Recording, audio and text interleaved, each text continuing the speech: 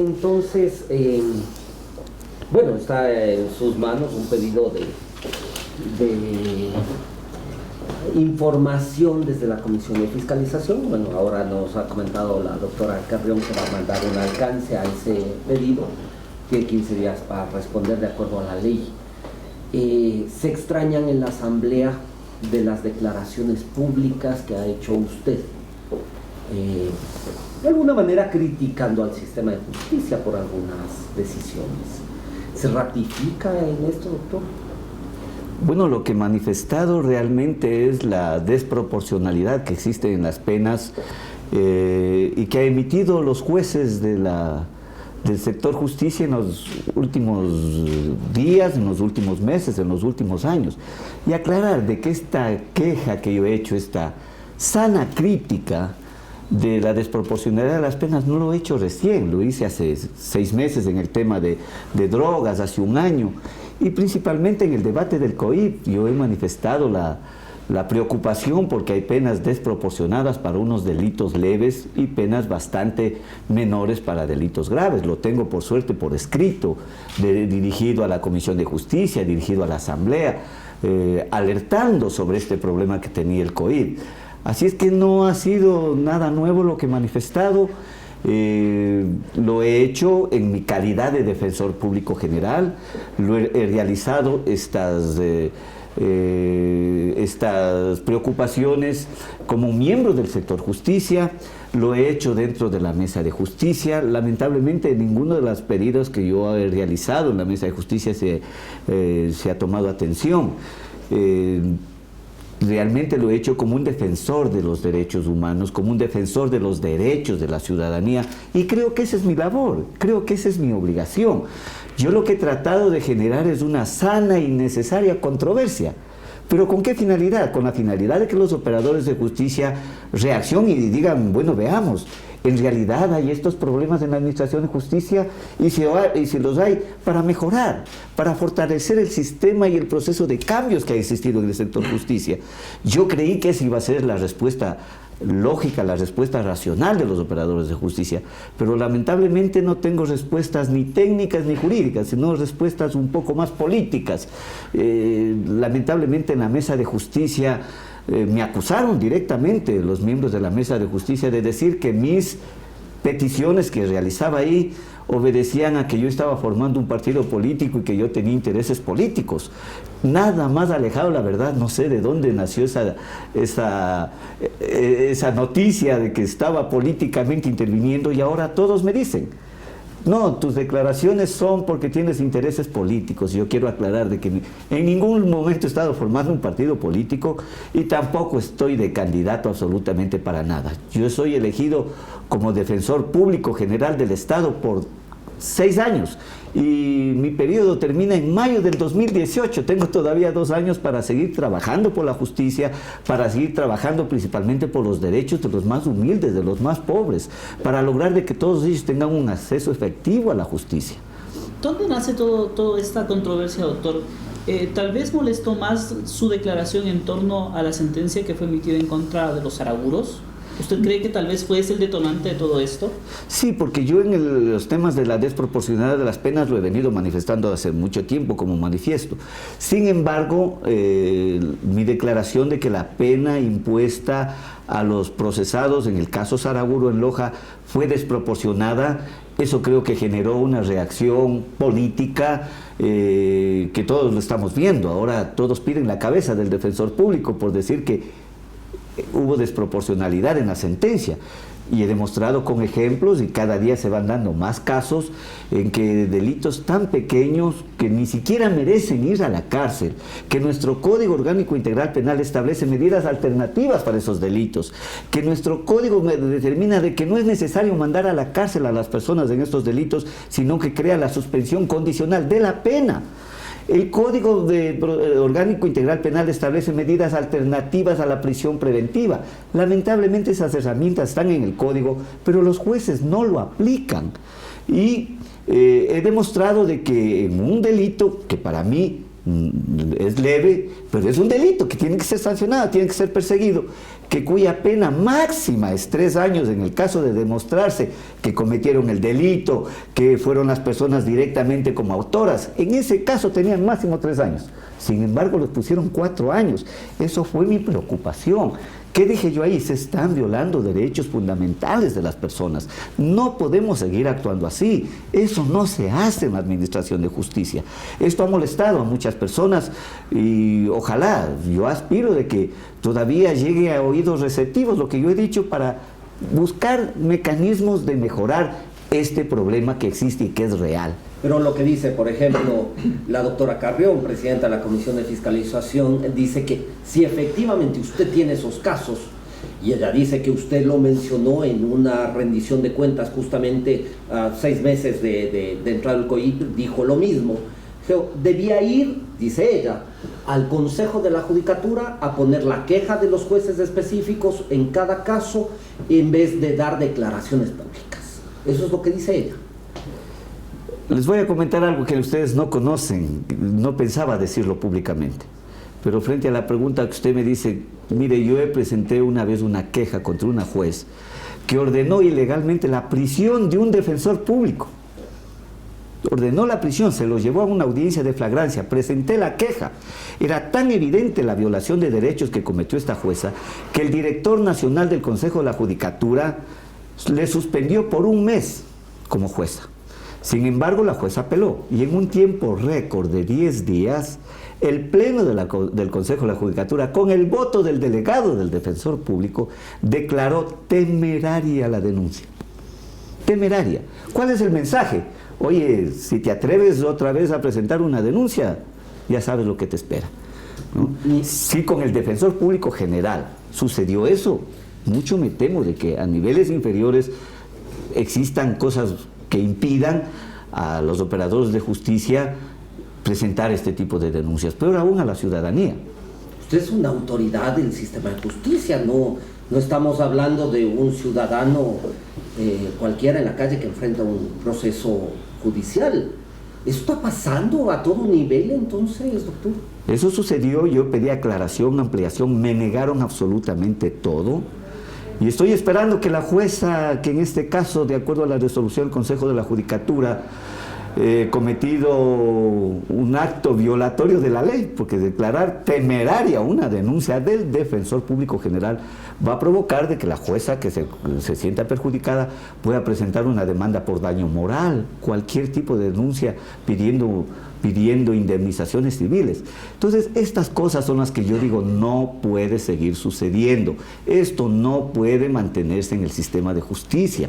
Tenemos que trabajar por garantizar que los jueces actúen con toda la imparcialidad, que los jueces actúen en base a su sano criterio y a su conciencia en todos los procesos que ellos conocen.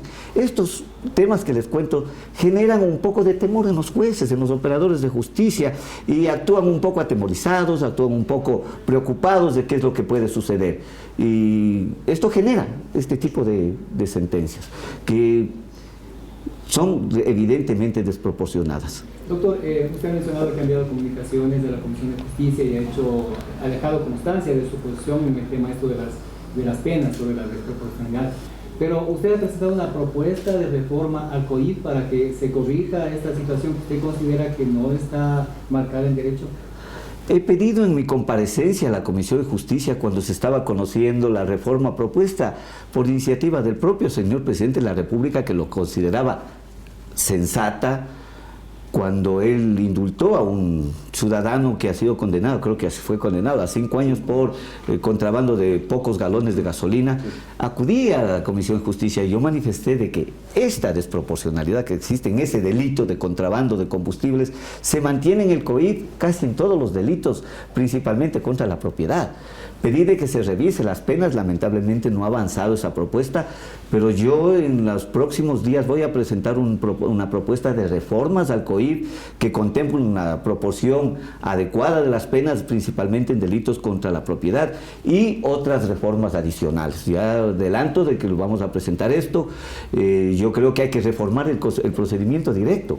es un procedimiento que viola todo derecho, es un procedimiento que evita las garantías del debido proceso. ¿Por qué? Porque en 10 días tiene que haber sentencia. La celeridad en los juicios no necesariamente garantiza la certeza de las decisiones, al contrario, en procesos rápidos, violentos, lo que se viola son las garantías del debido proceso, la garantía de una defensa adecuada, de una defensa técnica. El defensor debe preparar adecuadamente, sea público o sea privado, una defensa. En 10 días es difícil. Los fiscales no tienen la posibilidad de investigar adecuadamente y lo que terminan es acusando sin la suficiente evidencia. Nosotros queremos ampliar el plazo para tramitar el procedimiento directo, de 10 a 30 días. No perdemos nada con dar 20 días más a los procesados para que se defiendan con mayor certeza. Vamos a proponer de que el juez que conoce la audiencia de flagrancia sea un juez diferente al que dicta sentencia en el procedimiento directo. Imagínense, un juez dicta prisión preventiva, en 10 días va a cambiar su opinión. Difícil, no le estamos garantizando una garantía, perdónenme la redundancia, del debido proceso. Por lo tanto, el juez que dicta la sentencia en el procedimiento directo tiene que ser diferente al juez que conoció la audiencia de flagrancia. Doctor, para realizar un proceso existen, como usted conoce, mecanismos o recursos legales para justamente apelar a la sentencia. Los dos saraguros, los dos indígenas, ¿estaban en indefensión tal vez o pueden apelar o acogerse a estos recursos que existen legalmente? Sí, la ley, el Código Integral Penal contempla algunos recursos ante la Corte Superior y finalmente ante la Corte Nacional de Justicia con un recurso de casación o un recurso de revisión. Esos son derechos que tienen las partes y estoy convencido de que los abogados defensores de los procesados del pueblo saraguro con toda seguridad estarán interponiendo algún recurso de apelación. ¿Eso significa que no están en indefensión? En indefensión no, porque tienen abogados particulares y la ley franquea la posibilidad de acudir ante los jueces. Pero hay una evidencia, una certeza de que el Tribunal Penal lo sentenció a 4 años de prisión. Doctor, tenga la bondad. María José Carrión, como presidenta de la Comisión de Fiscalización, dice: si no nos satisface las respuestas del defensor público, nosotros estamos en la posibilidad de llamarle a un juicio político. ¿Usted está dispuesto? ¿Le teme al juicio político, doctor? Sí, veo que hay pronunciamientos de que se llamará al defensor público a un juicio político. Tratan de lanzarme como ofensa y a mí me sabe alabanza. Porque en el juicio político lo único que iré a decir es las mismas realidades que yo puedo constatar como defensor público en nuestro trabajo de todos los días. No voy a alterar ni a disminuir absolutamente nada. Daré toda la información que se requiera en el juicio político, de darse el evento de que me llamen a un juicio político, cosa que creo que sería una aberración, porque en un Estado constitucional de derechos y justicia no se puede enjuiciar políticamente a quien defiende los derechos. Eso sería una aberración política terrible. Pero en el supuesto no consentido caso, como decimos los abogados, de que sea llamado a un juicio político, iré gustoso a la Comisión de Fiscalización y, si es necesario, al Pleno de la Asamblea Nacional a indicar documentadamente lo que manifestaba todos estos días, la desproporcionalidad de las penas en la Administración de Justicia Penal. Doctor, la ministra de Justicia también la ha emplazado a que usted demuestre que no hay independencia de la justicia. Bueno, la independencia y la imparcialidad de un juez se califica de muchas maneras. Una de ellas se califica observando las sentencias. Lamentablemente, una imparcialidad del juez no solo se puede lograr mediante la injerencia de otras entidades del Estado. Yo siempre he dicho, por ejemplo, he criticado el mecanismo de evaluación que hay en el Consejo de la Judicatura a los jueces. Por ejemplo, al juez se le disminuye 2 puntos en su evaluación cuando suspende o declara fallir una audiencia. Eso es una aberración jurídica. Yo tengo un caso clarísimo en que el defensor le dice al juez: señor juez, acaba usted de obligarme a sentar en este sillón. No conozco nada del proceso. Me está usted nombrando de oficio. Veo que es un proceso que tiene muchos cuerpos, muchas fojas. Le pido que de acuerdo al artículo 76, numeral 7, que establece como una garantía del debido proceso el tener el tiempo y los mecanismos suficientes para preparar la defensa, declare suspensa esta audiencia, deme un par de días para preparar mi teoría del caso, preparar mi defensa y luego reanuda la audiencia. Y el juez contesta diciendo de que no es procedente por cuanto, de acuerdo al instructivo de evaluación del Consejo de la Judicatura, juez que suspenda una audiencia o que permita que una audiencia sea fallida, tendrá 2 puntos menos en su evaluación. Esto no puede suceder. ¿Qué es lo que pasa? Que los jueces están más preocupados de su evaluación, de no perder puntos, que los derechos de las personas. Me importa su derecho.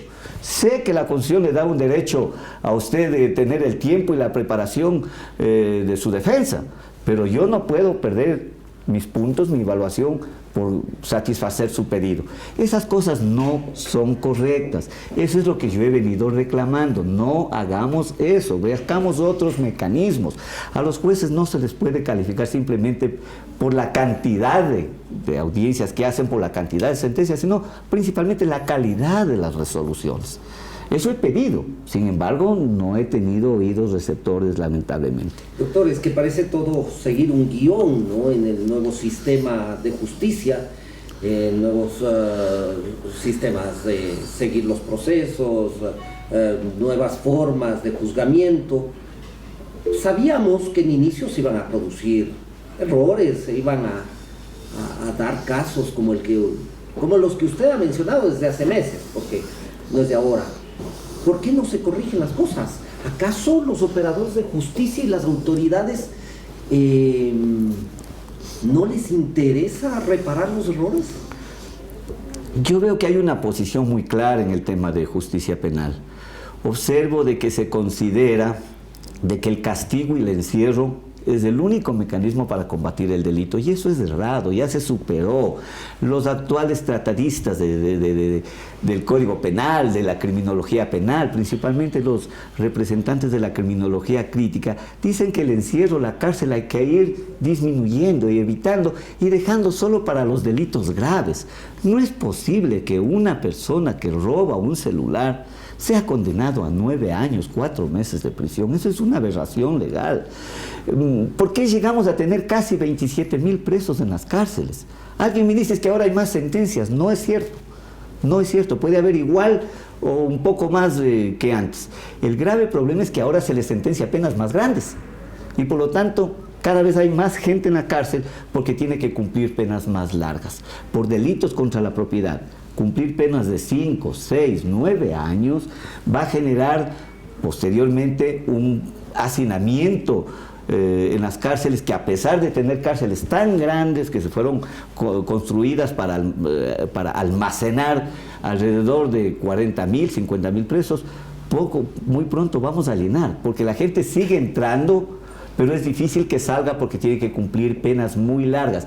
Esto es causa de la desproporcionalidad de las penas.